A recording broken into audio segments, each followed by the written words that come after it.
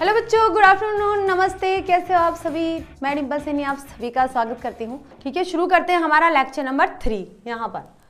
तो lecture number 3 के पहले मैं आपको बताना चाहूँगी कि हम लोग बात कर रहे थे कि जब लेखक के जो पिताजी है ट्रैक्टर में बैठकर शहर में जाते हैं कोर्ट में पेश होने के लिए, क्योंकि वहाँ से सम्मन आता है और उस सम्मन के थ्रू जब कोर्ट में अपनी जो अटेंडेंस है वो लगाने जाते हैं तो ट्रैक्टर में लोगों को बताते हैं कि वहाँ पर एक राम अवतार जी है, वो भी बैठ जाते हैं और लोगों को बताते हैं। लोग पूछते होंगे कि भाई आपकी जो पट्टी बंधी हुई है किस कारण से बंधी हुई है। तो लेखक के पिताजी ने उनसे कहा कि भाई मुझे ऐसे ऐसे करके एक तिरिच काट गया था, मैंने उसको मार दिया। लेकिन जो राम अवतार जी है वो कह रहे हैं, भाई एक बंदा यूं कह रहा है कि चलो मार तो दिया लेकिन जला दिया होता तो ज्यादा सही रहता। एक व्यक्ति ने ऐसा कहा और राम अवतार जी वो कह रहे हैं कि भाई 24 घंटे बाद तिरिच का जहर वापस से आता है।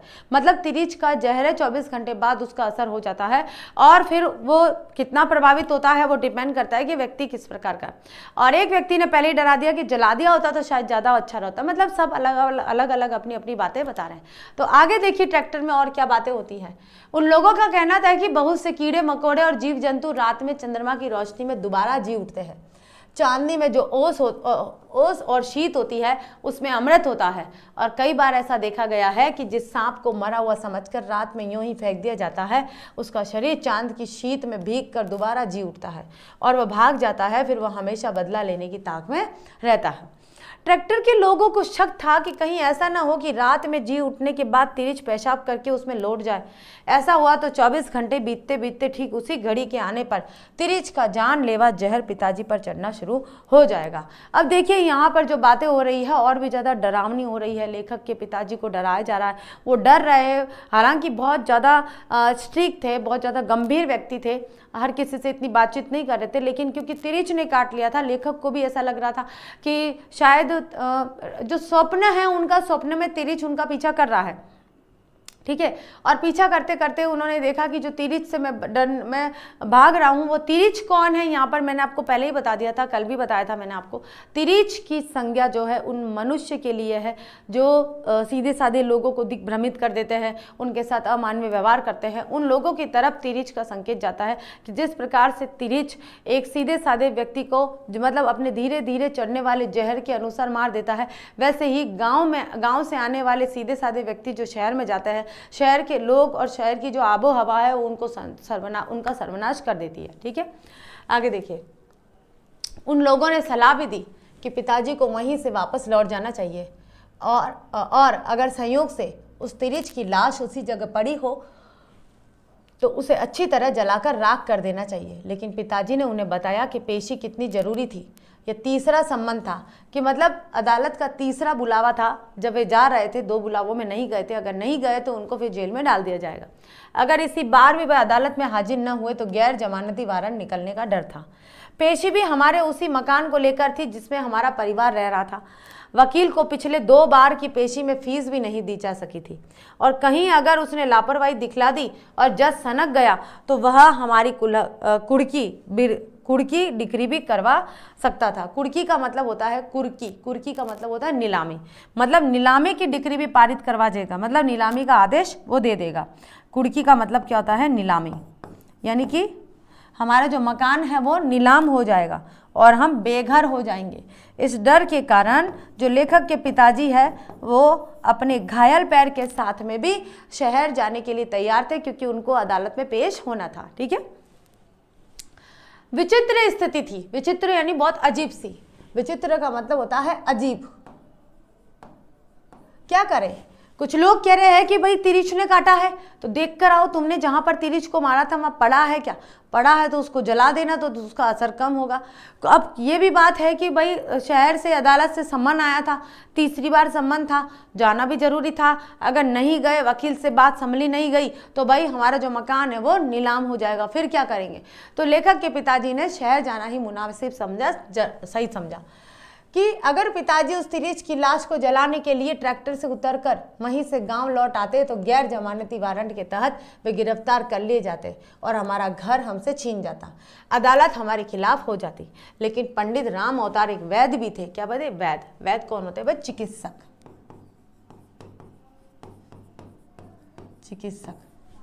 ज्योतिष पंचांग के अलावा उन्हें जड़ी बूटियों की भी बड़ी गहरी जानकारी थी। उन्होंने सुझाया मतलब उन्होंने बताया कि एक तरीका ऐसा है जिससे पिताजी पेशी में हाजिर भी हो सकते हैं और तिरिच के जहर से 24 घंटे के बाद बच भी सकते हैं। उन्होंने बताया कि चरक का निचोड़ इस सूत्र में है। चरक क्या है बच्चों? चरक संहिता। चरक एक संहिता है। संहिता का मतलब क्या है? एक पुस्तक है, ग्रंथ है। उस ग्रंथ के अंतर्गत चिकित्सीय, आयुर्वेद के चिकित्सीय उपाय लिखे गए हैं। ठीक है।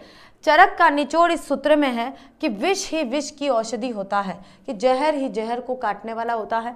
अगर धतूरे के बीज कहीं मिल जाए तो वह तिरिच के जहर की काट तैयार कर सकते हैं। धतूरा होता है ना, जिसे कनक बोला जाता है, और काफ़ी नशीला पदार्थ होता है। नशीला क्या? जहरीला होता है। ज़्यादा अगर मात्रा में दे दिया जाता है किसी को तो इंसान मर भी जाता है। धतूरा जो शिव जी को चढ़ाया जाता है, उसके ही पत्ते या उसके जो फूल है, धतूरा स्वयं भी ऐसा ही होता है, गोल ऐसा मोटा मोटा सा होता है और इस तरह का होता है बच्चों।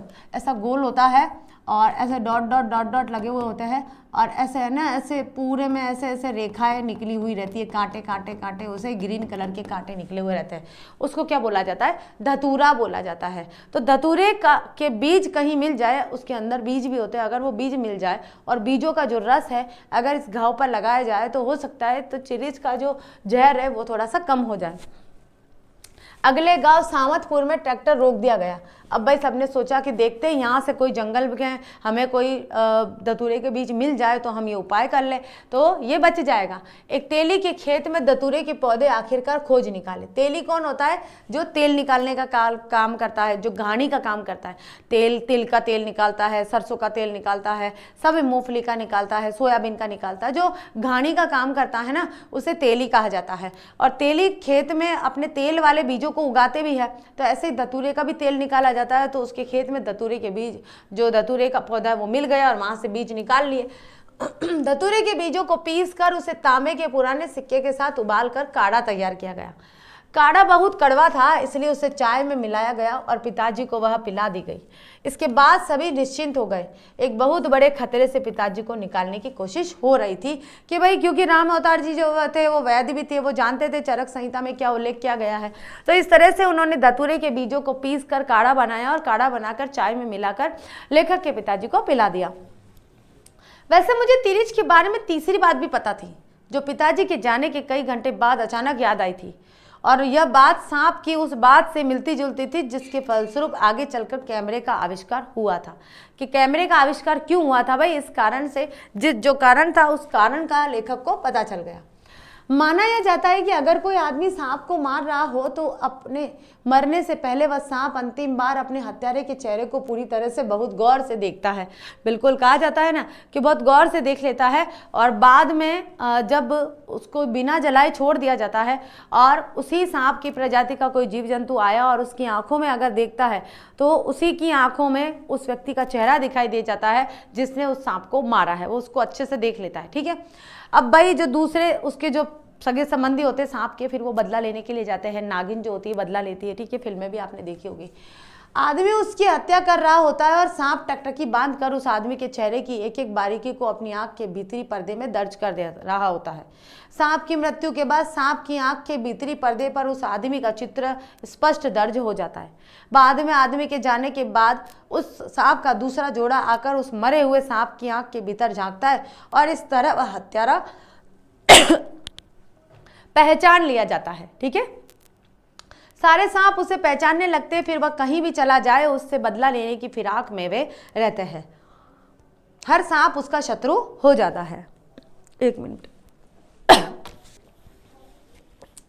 तो इस तरह से बताया जा रहा है कि सांप कैसे कैमरे की तरफ फोटो ले लेता है, जैसे कैमरा फोटो ले लेता है वैसे सांप भी अपनी आंखों से उसका जो मारने वाला व्यक्ति उसका पिक्चर कैच कर लेता है और अपनी आंखों में कैद करके रख लेता है। जो भी देखेगा उसकी आंखों में उस व्यक्ति का चेहरा पहचान लेता है। मुझे शक था कि मरे हुए तिरिच की आंख के भीतरी पर्दे पर पिताजी का चेहरा दर्ज हो गया होगा तो कोई दूसरा तिरिच आकर उस लाश की आंख में झांकेगा और पिताजी वहां पहचान ले जाएंगे। अब लेखक को लगा कि भाई ये क्या गड़बड़ हो गई, और लेखक को ये बाद में याद आया जब उसके पिताजी शहर के लिए रवाना हो चुके थे। तो वही लेखक सोच रहा है कि कई तिरिच के आंखों में दूसरे तिरिच ने ये फोटो देख ली, तब क्या होगा मेरे पिताजी को, तो वो जो सारे तिरिच है वो मारने के लिए तैयार हो जाएंगे। मेरे पिताजी इस बात को लेकर बेचैनी मेरे भीतर इस बात को लेकर बेचैनी पैदा हुई कि पिताजी ने यह सतर्कता क्यों नहीं बरती। उन्हें तिरिच को मारने के साथ ही किसी पत्थर से उसकी दोनों आंखों को कुचलकर फोड़ देना चाहिए था। लेकिन अब क्या हो सकता है, पिताजी शहर जा चुके और मेरे सामने उलझन और चुनौती थी कि गांव के पास फैले इतने बड़े जंगल में किस जगह तिरिच को मारकर उन्होंने छोड़ा था, वह जगह मैं कैसे खोज निकालूं। अब ये बहुत बड़ी बात होती है, पूरे जंगल में से उस स्थान को खोजना जहां पर उसके पिताजी ने तिरिच को मारकर फेंका था। मैं थानू के साथ बोतल में मिट्टी का तेल, दिया सलाई और डंडा लेकर जंगल में तिरिच की खोज में भटकता रहा। लेकिन फिर भी जो लेखक है वो निराश नहीं हुए। उन्होंने सोचा कि चलिए मैं जो भी कोशिश हो सकती है वो कोशिश मैं जरूर करूंगा। इसलिए अपने पिताजी को बचाने के लिए थानू के साथ में, अपने भाई के साथ में, वे बोतल में मिट्टी का तेल, केरोसिन जिसे बोलते हैं, क्योंकि अगर तिरिच वहाँ मरा पड़ा हो तो उसको जलाया जाए, दिया सलाई जिसे माचिस बोलते हैं वो, और डंडा लेकर जंगल में चले गए। थानू निराश था। फिर मुझे अचानक ही लगने लगा कि इस जंगल को मैं अच्छी तरह जानता हूँ। एक एक पेड़ मेरा परिचित निकलने लगा। इसी जगह से कई बार सपने में मैं तिरिच से बचने के लिए भागा था। अब देखिए, लेखक जिस जंगल में तिरिच से बचने के लिए भागते थे ना, वो जंगल उनके गांव का ही जंगल था। बस वो सपने में उस जंगल से भागते थे, एक एक चीज को वे याद करते थे, क्योंकि बरसों से वो सपना उनको आ रहा था। मैंने गौर से हर तरफ देखा, बिल्कुल यही जगह थी। मैंने थानू को बताया कि एक सकरा सा नाला इस जगह से कितनी दूर दक्षिण की तरफ बहता है। नाले के ऊपर जहाँ बड़ी बड़ी चट्टानें हैं, वहाँ कीकर का एक बहुत पुराना पेड़ है जिस पर बड़े शहद के छत्ते लगे हुए हैं। उन्हें देखकर लगता है कि वे कई शताब्दियों पुराने हैं। मैं उस भूरे रंग की चट्टान को जानता था जो बरसात भर नाले के पानी में आधी डूबी रहती थी, और बारिश के बीतने के बाद, बारिश चले जाने के बाद जब बाहर निकलती थी तो उसकी खोहों में कीचड़ भर जाता था और अजब यानी कि अजीब अजीब वनस्पतियां वहां से उगाती थी। चट्टान के ऊपर हरी काई की एक परत। काई क्या होती है जानते हो आप? मतलब आपने देखा होगा कहीं नदी नाले जो होते हैं, खास नदियों में तो नहीं होता है, खास करके जो झील होती है ना, झील और नाले, उनमें होता है। तो झील जो पड़ा पानी होता है, स्थिर पानी होता है, स्थिर पानी के चारों तरफ क्या वो हरा हरा हरा हरा एक तरह का शैवाल लग जाता है। ये जो शैवाल होता है ना, उसे काई बोलते हैं। ग्रीन ग्रीन ग्रीन करके बहुत सारे बारीक बारीक बारीक वो प्लांट ही होते हैं, एक तरह के वो प्लांट लग जाते हैं, उन्हें क्या बोलते हैं? काई बोलते हैं। हरी काई की एक परत सी जम जाती थी। इसी चट्टान की सबसे ऊपर वाली दरार में, दरार क्या बोलते हैं, जो ऐसे बीच में ये जो खोल होती है ना, बीच में जब टूटने का जो भाग होता है उसे दरार बोलते। दरार में तिरिच रहता था। थानू इस बात को मेरी कल्पना मान रहा था। लेखक जो है वो थानू को बात बता रहे थे कि मुझे ऐसा सपना आता है और सपने में ये सारे स्थान हैं। लेखक जंगल में पहली बार गए थे, इतने घने जंगल में पहली बार गए थे, लेकिन थानू को जिस तरह से बता रहे थे उस तरह से ऐसा लग रहा था कि वास्तव में लेखक बहुत कुछ जानते हैं। तिरिच कहाँ रहता था, कहाँ से निकला होगा, लेकिन थानू को यकीन नहीं हो रहा था कि ये सही में वास्तविक है, काल्पनिक है, क्या बात है। ठीक है, लेकिन बहुत जल्द हमें वह नाला मिल गया, कीकर का वह बूढ़ा पेड़ भी जिस पर शहद के छत्ते हैं, और वह चट्टान भी तिरिच की लाश चट्टान से जरा हटकर जमीन पर घास के ऊपर चित पड़ी थी। बिल्कुल यह वही तिरिच था। मेरे भीतर हिंसा और उत्तेजना और खुशी की एक सनसनी दौड़ रही थी। क्यों खुशी दौड़ रही थी? क्योंकि वह तिरिच जो लेखक को सपने में रोज डराता है, रोज भगाता है, आज वह मृत अवस्था में पड़ा है, चित बिल्कुल, यानी कि मरा हुआ पड़ा है। तो लेखक को कितनी खुशी होगी कि मेरे सपनों का जो तिरिच था आज मर गया है, मेरे सपनों का जो राक्षस था वो मर गया है। वो मुझे रोज दौड़ाता था, मैं ढंग से चैन की नींद नहीं ले पाता था, इस कारण से वे बहुत ज़्यादा खुश थे। थानू ने और मैंने सूखे पत्ते और लकड़ियाँ इकट्ठी की, खूब सारा मिट्टी का तेल उसमें डाला और उसमें आग लगा दी। तिरिच उसमें जल रहा था, उसके जलने की चिरा गंध हवा में फैल रही थी। मेरा मन जोर से चिल्लाने को हुआ, लेकिन मैं डरा कहीं मैं जाग न जाऊं, यह सब कुछ सपना न साबित हो जाए। अब देखिए लेखक को यहाँ क्या लग रहा है कि कहीं अगर सपना हुआ तो मैं जोर से चिल्लाया और जाग गया तो तिरिच जलेगा ही नहीं जिसको मैं जला रहा हूँ, लेकिन सपने में नहीं, लेखक उसे वास्तविकता में जला रहे थे जिस तिरिच को उनके पिताजी ने मारा था। मैंने थानू की ओर देखा, थानू नहीं है ये थानू है ना, थानू की ओर देखा, वह रो रहा था। वह मेरा बहुत अच्छा दोस्त था। मेरे सपने में इसी तरह से निकलकर उस तिरिच ने कई बार मेरा पीछा करना शुरू किया था।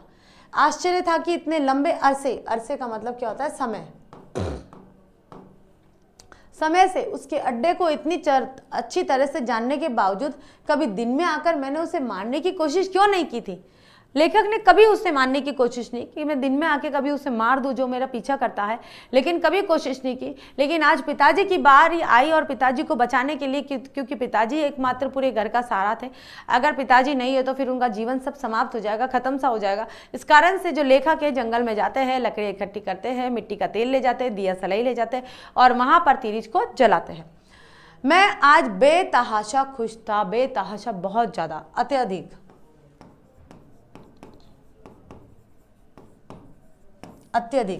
मैं अत्यधिक खुश था। पंडित राम अवतार ने बताया था कि ट्रैक्टर ने 9:45 बजे के लगभग शहर का चुंगी नाका पार कर लिया था। वहां उन्हें नाके का टोल टैक्स चुकाने के लिए कुछ देर रुकना भी पड़ा था। अब बच्चों ये जो कहानी बता रहे हैं, क्योंकि लेखक के पिताजी ऑलरेडी शायद समाप्त हो चुके हैं, मैं आपको बता दूं कि लेखक के पिताजी के बारे में बताया जा रहा है, उस दिन के बारे में बताया जा रहा है जब वे शहर सम्मन को पूरा करने के लिए न्यायालय में गए थे। अब ये बात बताई जा रही है कि लेखक के पिताजी को ट्रैक्टर ने कब उतारा था, तो ट्रैक्टर में बैठने वाले और लोगों के द्वारा पूछा गया कि इतनी बजे उतारा था और फिर वहाँ से वे कहाँ गए, वहाँ से वहाँ गए, वहाँ से वहाँ गए। पूरी कथा आपको यहाँ पर सुनाई देगी, अच्छे से समझ में आएगी। वहां पर पिताजी ट्रैक्टर से उतरकर पेशाब करने गए थे। लौटने पर उन्होंने बताया कि उनका सिर कुछ घूम सा रहा है। तब तक पिताजी को धतूरे का काढ़ा पिए हुए तकरीबन 1.5 घंटा हो चुका था। अब क्योंकि धतूरे का काढ़ा पिएंगे तो सिर तो घूमेगा ही, नशीला पदार्थ है भाई, थोड़ा बहुत तो घूमेगा, इसलिए वो घूम रहे थे। ट्रैक्टर ने पिताजी को शहर में 10:05 के आसपास छोड़ दिया था। ट्रैक्टर में ही बैठे पलड़ा गांव के मास्टर नंदलाल का कहना था कि जब शहर में मिनरवा टॉकीज के आस पास वाले चौराहे पर पिताजी को ट्रैक्टर से उतारा गया, तब उन्होंने शिकायत की थी कि उनका गला कुछ सूख सा रहा है। वे थोड़ा परेशान भी थे क्योंकि अदालत जाने का रास्ता उन्हें मालूम नहीं था। शहर के लोगों से पूछ कर कहीं जाने में उन्हें बहुत तकलीफ होती थी। पिताजी के साथ एक दिक्कत यह भी थी कि गांव या जंगल की पगडंडियां तो उन्हें याद रहती थी, शहर की सड़कों को वे भूल जाते थे। शहर में वे बहुत कम जाते थे, इसलिए वे भूल जाते थे, क्योंकि वहां पर जो भीड़ भाड़ है उस कारण से वे सब भूल जाते थे।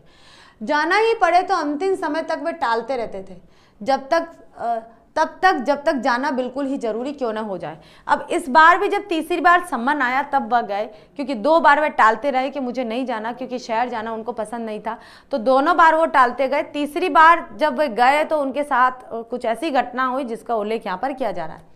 कई बार तो ऐसा भी हुआ कि पिताजी सारा सामान लेकर शहर के लिए रवाना हुए और बस अड्डे से लौट आए। बहाना यह कि बस छूट गई, जबकि हम सब जानते थे कि ऐसा नहीं हुआ होगा, क्योंकि पिताजी टाइम के बहुत पंक्चुअल थे, पाबंद थे, और इस कारण से बस का छूटना तो पॉसिबल नहीं है। लेकिन फिर भी अगर वो बोल रहे कि बस छूट गई, तो पिताजी कई बहानों से शहर जाना कैंसिल कर देते थे। लेकिन इस बार शहर जाना बहुत जरूरी था, क्योंकि अगर वे अदालत में पेश नहीं हुए तो हो सकता था हमारा जो मकान है, हमारा जो घर है, वो नीलाम हो जाए। पिताजी ने बस को देखा होगा, फिर वह वहीं बैठ गए होंगे पेशाब करने या पान खाने। फिर उन्होंने देखा होगा कि बस छूट रही है, उन्होंने जरा सा और इंतजार किया होगा। जब बस ने रफ्तार पकड़ ली होगी, इमेजिनेशन हो रहा है होगी, क्योंकि लेखक यहाँ पर बात कर रहे अपने पिताजी के उस समय की जब वे शहर गए थे, तो वे सिर्फ अनुमानित तौर पर बता रहे कि ऐसा हुआ होगा, ऐसा हुआ होगा, ऐसा हुआ होगा, ठीक है। तब वे कुछ दूर तक दौड़े होंगे, फिर उनके कदम धीमे पड़ गए होंगे और अफसोस गुस्सा प्रकट करते हुए लौट आए होंगे। ऐसा करते हुए स्वयं भी लगा होगा कि बस सचमुच छूट गई। ऐसे में जबकि हम लोग मान चुके होते हैं कि शहर जा चुके हैं, वे लौट कर हमें चकित कर देते। ट्रैक्टर से मिनरवा टॉकीज के पास वाले चौराहे पर सिंध बाज कंपनी के ठीक सामने लगभग 10:07 पर उतरने के बाद से लेकर शाम के 6 बजे तक पिताजी के साथ शहर में जो कुछ भी हुआ उसका सिर्फ एक धुंधला सा अनुमान ही लगाया जा सकता है, क्योंकि 10 कौन सा समय है, 10:07 पर तो उनको ट्रैक्टर ने मिनरवा टॉकीज के पास में उतार दिया। अब 10:07 से लेकर और शाम के 6 बजे तक उनके पिताजी के साथ क्या हुआ है उसका पूरा वृतांत हम पढ़ेंगे। ये जानकारी भी कुछ लोगों से बातचीत और पूछताछ के बाद प्राप्त हुई। किसी की भी मृत्यु के बाद अगर वह मृत्यु आकस्मिक और अस्वाभाविक ढंग से हुई हो तो ऐसी जानकारियां मिल ही जाती है। उस दिन बुधवार 17 मई 1972 को सुबह 10:10 से लेकर शाम 6 बजे तक लगभग 7.25 घंटे में पिताजी कहाँ कहाँ गए, कहाँ कहाँ उनके साथ क्या क्या हुआ, इसका बहुत सही और विस्तृत ब्यौरा का मतलब पूरी जानकारी जानकारी, ब्यौरा का मतलब क्या होता है, जानकारी तो मिलना मुश्किल है, जो सूचनाएं या जानकारियां बाद में मिली उनके जरिए उन घटनाओं का सिर्फ अनुमान ही लगाया जा सकता है। आपको पता है, आप लोग आपने कभी क्राइम पेट्रोल या कोई ऐसी वारदात या पुलिस की कोई कार्रवाई देखी होगी, जैसे क्राइम पेट्रोल में आप अच्छे से देख सकते हो, या सावधान इंडिया है और भी ऐसे, है ना। तो उसमें आपने देखा होगा कि पुलिस को कभी ऐसे ही लावारिस लाश मिल गई है, ठीक है, या पता चल गया है कोई एक हाथ मिल गया है, मिलता है ना, या फिर कोई एक पैर मिल गया है कटा हुआ, और या फिर सिर नहीं है, केवल धड़ मिल गया है। अब पुलिस उसको कैसे ढूंढेगी, उसका एक चैलेंज होता है। उस चैलेंज के फलस्वरूप क्या होता है, सूचनाएं एकत्रित करना। सबसे पहला काम क्या होता है, जो मटेरियल लेना है वो क्या होता है, सूचनाएं। भाई ये कौन है, सबसे पहले क्या है इसका, इतने दिनों में कोई किसी की मृत्यु हुई है या कोई लापता हुआ है तो कोई FIR वगैरह है, जो सूचना एकत्रित करके फिर हम धीरे धीरे धीरे धीरे उस मुकाम तक जाने की कोशिश करते हैं। वैसे ही लेखक के पिताजी 10:10 पर मिनर्वा टॉकीज के वहाँ से निकले थे और शाम को 6 बजे तक उनकी मृत्यु हो चुकी थी।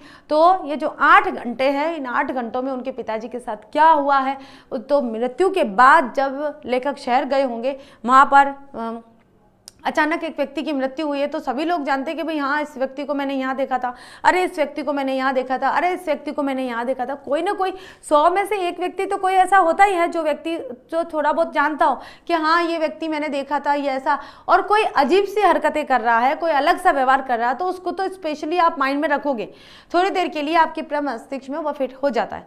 तो ऐसे लेखक के जो पिताजी है, उनके मृत्यु की भी जानकारी है थोड़ी इसी प्रकार से प्राप्त हुई थी। जैसा कि पलड़ा गांव के मास्टर नंदलाल का कहना था कि जब पिताजी ट्रैक्टर से उतरे तभी उन्होंने गला सूखने की शिकायत की थी। इसके पहले चुंगी नाका के पास जब पेशाब करके पिताजी लौटे थे तो उन्होंने सिर घूमने की बात की थी। अब बातें भी आ रही है कि उन्होंने कहा भाई उनका गला भी सूख रहा था। एक जना कह रहा मेरा सिर भी घूम रहा था। तो ये भी तो हो सकता है कि क्योंकि उन्होंने धतूरे का काढ़ा पिया था इसलिए सिर घूम रहा हो, और गला इसलिए सूख रहा हो क्योंकि काढ़ा पिया था, हो सकता बहुत समय तक उन्होंने पानी ना पिया हो इसलिए गला सूख रहा हो। उन्होंने सिर घूमने की बात की थी, यानी पिताजी पर धतूरे के बीजों का असर होना शुरू हो गया था। वैसे भी शहर पहुंचने तक पिताजी को काढ़ा पिए लगभग 2 घंटे हो चुके थे।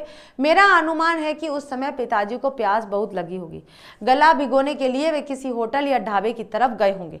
अनुमान लगाया कि जब गला सूख रहा है तो लेखक ने अनुमान लगाया कि हो सकता है कि वो पानी ढूंढने गए होंगे, या तो ढाबे के वहाँ गए होंगे या होटल में जहाँ भी पानी उपलब्ध हो, मिनर्वा टॉकीज के पास जो भी स्थान पानी उपलब्ध करा सकता है वहां वे गए होंगे।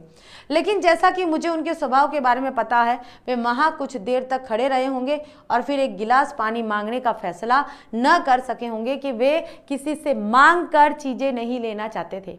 तो लेखक अपने पिताजी की प्रकृति भी जानते थे, स्वभाव भी जानते थे, इसलिए उनको अनुमान था कि वे कभी भी किसी से मांग कर न खाएंगे और न पिएंगे। एक बार उन्होंने बताया भी था कि कुछ साल पहले, अब बातें जब उनके पिताजी की जानकारियां उपलब्ध कराने के साथ साथ पुरानी बातों को भी लेखक वापस रिमाइंड कर रहे हैं, वापस सोच रहे हैं कि मेरे पिताजी क्या कहते थे, उस आधार पर वे जानकारी उपलब्ध करवा रहे हैं या जानकारी उपलब्ध कर रहे हैं कि हाँ मेरे पिताजी जो है यहाँ से यहाँ गए होंगे, पानी लिया या नहीं लिया होगा। क्योंकि इंसान, कई लोगों की फितरत होती है, कई लोगों की क्वालिटी होती है, उस क्वालिटी के अनुसार वे अपना जीवन जीते हैं। कि एक बार उन्होंने बताया भी था कि कुछ साल पहले गर्मियों के दिनों में जब उन्होंने किसी होटल में पानी मांगा था तो वहाँ काम करने वाले नौकर ने उन्हें गाली दी थी। पिताजी बहुत संवेदनशील है, इसलिए उन्होंने पहली अपनी प्यास को दबाया होगा और वे वहाँ से चल पड़े होंगे। 10:15 बजे से लेकर 11 बजे के बीच 45 मिनट तक पिताजी कहाँ कहाँ गए इसकी कोई जानकारी कहीं से भी नहीं मिली। ठीक है, इस बीच ऐसी कोई खास घटना भी नहीं हुई जिससे कोई कुछ कह सके। फिर शहर में सड़क पर आते जाते लोगों में से किसी ने उन पर ध्यान दिया होगा या उन्हें देखा हो, इसका पता भी लगाना बहुत मुश्किल है कि किन किन लोगों ने ध्यान दिया। शहर के लोग हैं, शहर में हजारों लोग रहते हैं, पता नहीं कौन सा व्यक्ति आज पहली बार निकला है, कौन से व्यक्ति शायद दोबारा निकलेगा भी नहीं, तो ऐसे लोग भी होते हैं। इस कारण से ये जानकारी मिलना बहुत मुश्किल हो रहा था। वैसे मेरा अपना अंदाजा है कि इस बीच पिताजी ने कुछ लोगों से अदालत जाने का रास्ता पूछा होगा और फिर उनके दिमाग में यह बात रही होगी कि वहां पहुंचकर वे अपने वकील S.N. अग्रवाल से पानी मंगा लेंगे। लेकिन उनके पूछने पर या तो लोग चुप रहकर तेजी से आगे बढ़ गए होंगे, या फिर किसी ने इतनी बौखलाहट और जल्दबाजी में उन्हें कुछ बताया होगा जो पिताजी को ठीक ठीक से समझ में नहीं आया होगा, क्योंकि लेखक को पता था कि उनके पिताजी को एक बार बताए हुए जो एड्रेस होते हैं वो अच्छे से याद नहीं होते थे और सिर्फ अपमानित, दुखी और परेशान होकर रह गए होंगे। शहर में ऐसा ही होता है। शहर की वास्तविकता को बताया जा रहा है कि शहर में कैसा होता है। वैसे बीच के पौन घंटे किसे बोलते हैं? 45 मिनट के समय को, 45 मिनट का समय, ठीक है। 45 मिनट के समय के बारे में मेरा अपना अनुमान है कि इस बीच पिताजी पर काढ़े का असर काफी बढ़ गया होगा। मई की धूप और प्यास ने इस असर को और भी तेज कर दिया होगा। अब भाई धतूरा पिया था, धतूरे का काढ़ा पिया था, काढ़े के कारण वैसे भी उनका गला सूख रहा था, पानी तो था नहीं, और धूप, मई का महीना कितना कड़कड़ाती धूप होती है, उस समय लू वगैरह सब चलती है, तो हो सकता है उनके पिताजी को धूप और काढ़े की वजह से ज़्यादा तबीयत खराब हो गई हो, बीच में वे असह महसूस करने लगे हो, तो हो सकता है ऐसा भी हुआ हो और भी गहरा कर दिया गया हो। उनके पैर लड़खड़ाने भी लगे होंगे और बहुत संभव है कि एक आध बार इस बीच उन्हें चक्कर भी आ गए होंगे। पिताजी 11 बजे शहर में देशबंधु मार्ग पर स्थित स्टेट बैंक ऑफ इंडिया की इमारत में घुसे। ये पता चलता है कि वहां के लोगों ने बताया होगा। वे वहां क्यों गए इसकी वजह ठीक ठीक समझ में नहीं आ रही है, क्योंकि वहां जाना तो था नहीं उनको, लेकिन फिर भी पहुंच गए। वैसे हमारे गांव का रमेश दत्त शहर में भूमि विकास सहकारी बैंक में क्लर्क है। हो सकता है पिताजी के दिमाग में सिर्फ बैंक रहा हो और वहां से गुजरते हुए अचानक स्टेट बैंक लिखा हुआ देखा और वे उधर घूम गए हो। ये भी हो सकता है, अंदाजा लगाया जा रहा है। उन्होंने अब तक पानी नहीं पिया था, इसलिए उन्होंने सोचा होगा कि वे रमेश दत्त से पानी भी मांग लेंगे, अचानक अदालत जाने का रास्ता भी पूछ लेंगे और बता सकेंगे कि उनका सिर घूम रहा है, तो यह भी कि कल शाम को उन्हें तिरिच ने काटा था। स्टेट बैंक के कैशियर अग्निहोत्री के अनुसार, अग्निहोत्री जैसे लेखक को पता चला कि स्टेट बैंक के कैशियर ने उनके पिताजी को देखा था, तो वहाँ उनके जो कैशियर है अग्निहोत्री, उनसे कुछ जानकारी प्राप्त हुई। अनुसार उस समय कैश रजिस्ट्री चेक कर रहा था, ठीक है। उसकी मेज पर लगभग 28,000 रुपयों की गड्डियाँ रखी हुई थी। उस वक्त 11 से 2-3 मिनट ऊपर हुए होंगे। तभी पिताजी वहां आए। उनके चेहरे पर धूल लगी हुई थी, चेहरा डरावना था। अचानक ही उन्होंने जोर से कुछ कहा। अग्निहोत्री का कहना था कि मैं अचानक डर गया।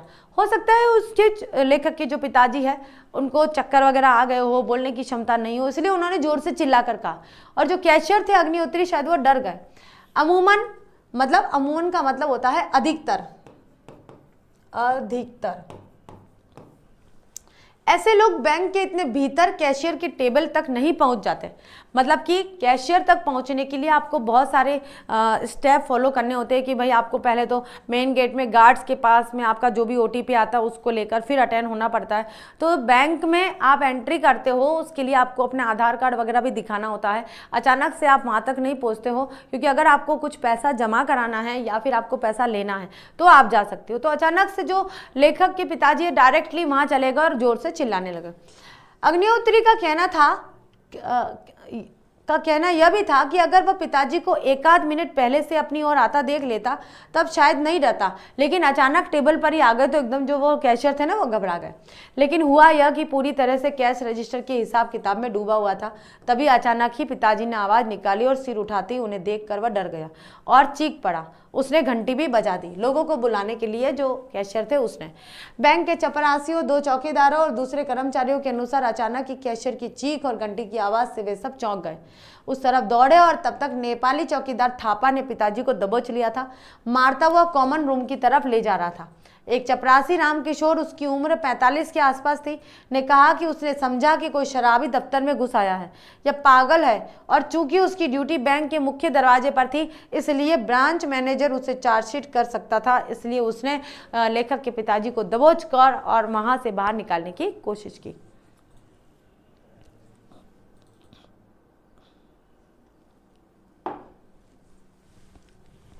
लेकिन हुआ यह कि जब पिताजी को मारा जा रहा था तभी उन्होंने अंग्रेजी में कुछ बोलना शुरू कर दिया, ठीक है। इसी वजह से चपरासियों का शक बढ़ गया। भाई किसने? भाई पिताजी ने। पढ़े लिखे थे लेखक के पिताजी, उन्होंने इंग्लिश में बोलना स्टार्ट कर दिया, लेकिन जो चपरासी लोग थे वो इतने पढ़े लिखे नहीं थे, तो उनको शक हुआ कि भाई ये कौन व्यक्ति है, ये ऐसा क्यों बोल रहा है। इसी बीच शायद असिस्टेंट ब्रांच मैनेजर मेहता ने यह कह दिया कि इस आदमी की अच्छी तरह से तलाशी ले लेना, तभी बाहर निकलने देना। वैसे चपरासी रामकिशोर का कहना था कि पिताजी का चेहरा अजीब तरह से डरावना हो गया था, उस पर धूल जमा हो गई थी और उल्टी की बांस आ रही थी। हो सकता है क्योंकि लेखक के पिताजी ने धतूरे का काढ़ा पिया था और वो हजम नहीं हुआ होगा, तो शायद उनको वॉमिटिंग हो गई हो, और पानी फिर भी नहीं मिला क्योंकि मांगने की आदत नहीं थी, इस कारण से वे थोड़े, अब तबीयत खराब होती है तो चेहरा तो वैसे ही डरावना हो जाता है, थोड़ा अजीब सा लग जाता है, और कब से प्यासे थे वे तो, और तिरिच ने भी काटा हुआ था, तो सब तरह से वो शारीरिक परेशानी थी। उस शारीरिक परेशानी को किसी ने समझा नहीं क्योंकि बहुत से लोग जान भी नहीं रहे थे। बैंक के चपरासियों ने पिताजी को ज्यादा मारने पीटने की बात से इनकार कर दिया, लेकिन बैंक के बाहर ठीक दरवाजे के पास जो पान की दुकान है उसमें बैठने वाले बुन्नू का कहना था कि जब 11:30 बजे के आसपास पिताजी बैंक से बाहर आए तब उनके कपड़े फटे हुए थे, निचला होठ कट गया था जहां से खून निकल रहा था, आंखों के नीचे सूजन और कत्थई चकते थे, ऐसे चकते बाद में बैंगनी या नीले पड़ जाते हैं। इसका मतलब कि बैंक के चपरासियों ने उसके लेखक के पिताजी को बहुत ज्यादा मारा पीटा था। इसके बाद यानी 11:30 बजे से लेकर 1 बजे के बीच पिताजी कहाँ कहाँ गए इसके बारे में जानकारी नहीं मिलती, यानी कि कुछ कुछ जानकारी मिल रही है, कुछ कुछ नहीं मिल रही, बीच बीच की कुछ कुछ मिस हो गई है क्योंकि सभी को नहीं पता था। हाँ, स्टेट बैंक के बाहर पान की दुकान लगाने वाले बुन्नू ने एक बात बताई कि हालांकि इस बारे में वह पूरी तरह स्पष्ट नहीं था, या हो सकता है कि स्टेट बैंक के कर्मचारियों से डर की वजह से वह साफ साफ नहीं बता पा रहा था। बुन्नू ने बतलाया था कि स्टेट बैंक से बाहर निकलने पर शायद पर बहुत जोर डाल रहा था कि पिताजी ने कहा था कि उसके रुपए और कागजात बैंक के कर्मचारियों ने छीन लिए हैं। हो सकता है क्योंकि बैंक मैनेजर ने क्या कहा था कि भाई इसकी तलाशी लीजिए और जो मिलता है वो ले लीजिए, क्योंकि उनको लगा कि कैशियर के पास शायद चोरी करने के लिए आया है, तो हो सकता है इसलिए कागज और जो पैसे थे उन्होंने छीन लिए थे। इसलिए भी जो लेखक के पिताजी है वो बड़बड़ा रहे हो, इसलिए बुन्नू जो पान वाला था उसने सुन लिया हो। 2 मिनट का ब्रेक लूंगी बेटा, 2 मिनट नहीं, कुछ सेकेंड का।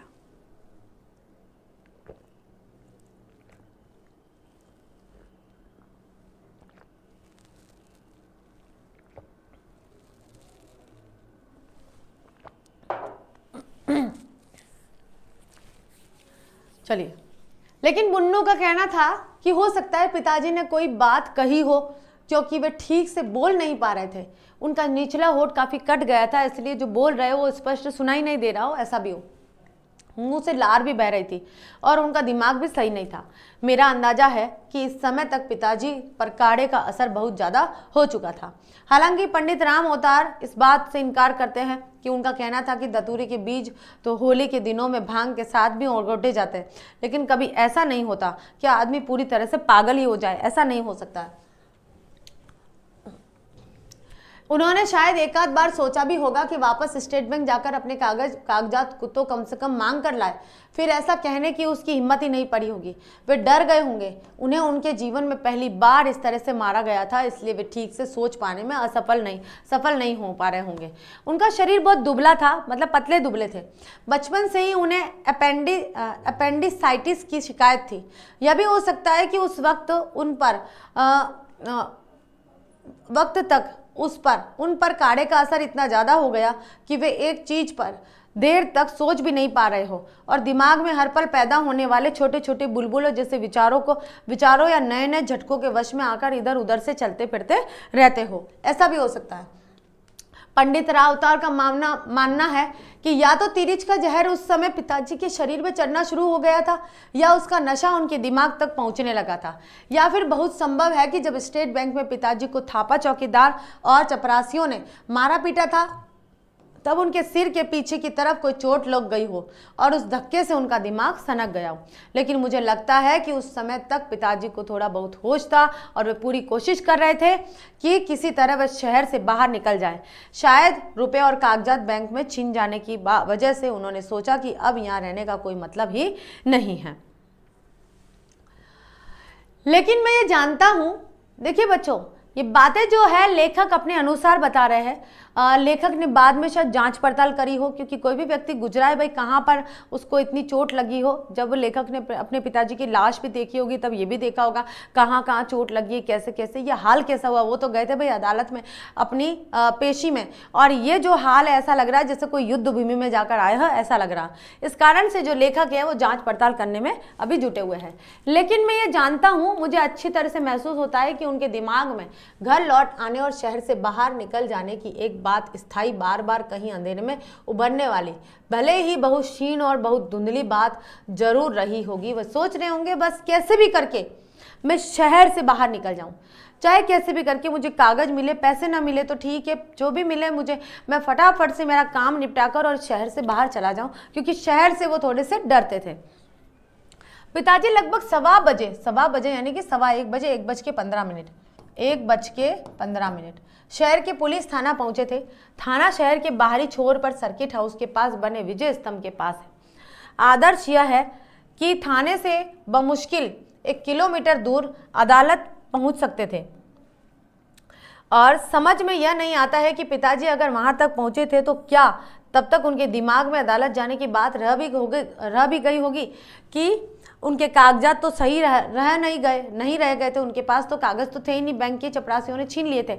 अब लेखक जो कह रहे हैं कि क्या पता पिताजी को, क्योंकि पिताजी के मन मस्तिष्क में जो धतूरे का काढ़ा था उसका असर पहुंच गया हो, या फिर हो सकता है कि तिरिच का जहर वो असर कर रहा हो। इस कारण से क्या पता उनके मन मस्तिष्क में, उनके दिमाग में अदालत जाने की बात याद भी रही होगी या नहीं रही होगी, ये भी एक सोच है। थाने के HSO राघवेंद्र प्रताप सिंह ने कहा कि उस वक्त 1:15 हुए थे। वे घर से लाए गए टिफिन को खोलकर लंच लेने की तैयारी कर रहे थे। आज टिफिन में पराठों के साथ करेले रखे हुए थे। करेले वे खा नहीं पाते, इसी उलझन में थे कि अब क्या करें। तभी पिताजी वहां आए। उनके शरीर पर कमीज नहीं थी, पैंट फटी हुई थी। लगता था वे कहीं गिरे होंगे या किसी वाहन ने उन्हें टक्कर मारी होगी।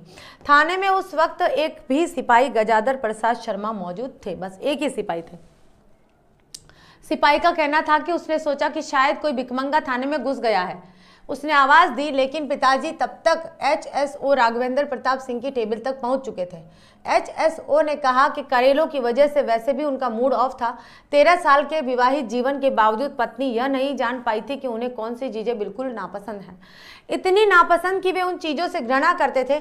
उन्होंने जैसे ही निवाला मुंह में रखा, पिताजी बिल्कुल उनके करीब पहुंच गए।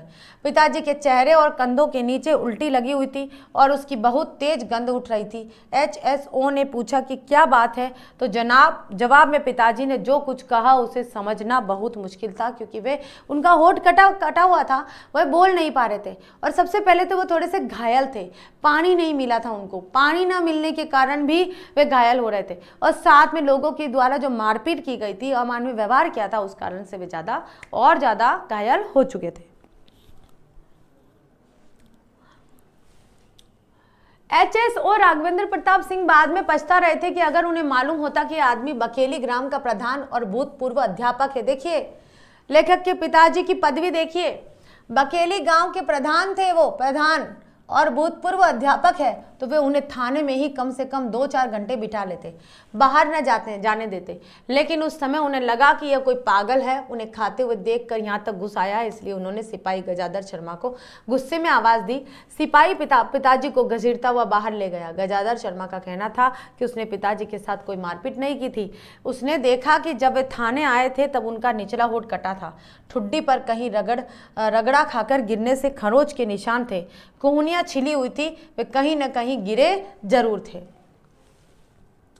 यहां कोई नहीं जानता कि थाने से निकलकर लगभग 1.5 घंटे पिताजी कहां कहां भटकते रहे। सुबह 10:07 पर जब वे शहर आए थे और मिनर्वा टॉकीज के पास वाले चौराहे पर ट्रैक्टर से उतरे थे, तब से लेकर अब तक उन्होंने कहीं पानी नहीं पिया था। इसे जानना मुश्किल है, इसकी संभावना भी कम ही बनती है। हो सकता है तब तक उनका दिमाग इस काबिल न रह गया हो कि वे प्यास को भी याद रखे, यानी कि उनको प्यास लग रही है ये भी उनको पता हो। लेकिन अगर वे पुलिस थाने तक पहुंचे तो उनके मस्तिष्क में नशे के बावजूद कहीं बहुत कमजोर सा अंधेरे में डूबा या ख्याल रहा होगा कि वे किसी तरह अपने गाँव जाने का रास्ता वहां पूछ ले, या उस ट्रैक्टर का पता पूछे, या फिर अपने रुपए अदालती कागजात छीन जाने की रिपोर्ट वहां लिखा दे। तो बच्चों देखिए, यहाँ तक तो हमने पढ़ लिया है। आज थोड़ी समय की पाबंदी है तो मुझे थोड़ा सा विराम देना पड़ेगा, और विराम के साथ ही, क्योंकि अगर मैंने विराम नहीं दिया तो नहीं हो पाएगा पूरा। अभी चैप्टर और बचा है, अगर मेरे 15-16 मिनट ये वेस्ट नहीं होते तो शायद मैं पूरा कर लेती। आज मैं सोच कर आई थी कि मुझे ये चैप्टर किसी भी हालत में पूरा करना है। तो यहाँ बज चुके हैं 4:27 और 4:30 पर आपकी अगली क्लास शुरू होने वाली है। तो 2 मिनट तो मुझे इसे बंद करने में लग जाएगा और नई क्लास स्टार्ट करने में लग जाएगा। तो आज मैं यहीं तक ही रोकूंगी इसको। तो अब अगले हफ्ते ही ये चैप्टर पूरा होगा, और फिर अगले हफ्ते जो हमारी शिक्षा जो चैप्टर है जय कृष्ण मूर्ति का, वो पूरा होगा। ठीक है, तो अगले वीक हमको वेट करना होगा। मैंने सोचा था आज पूरा हो जाएगा, कोई बात नहीं। चलिए बच्चों, तो आज की क्लास आपको कैसी लगी? कहानी कहाँ तक समझ में आई? कहानी का विराम हम अगले वीक करेंगे। मैंने सोचा था इस बार कर लेंगे, शायद हमें पूरा अच्छे से सारांश समझ में आ जाएगा, लेकिन कोई बात नहीं, जैसा भी है पर शॉर्ट में करने की कोशिश करेंगे। तो थैंक यू सो मच, फिर मिलते हैं।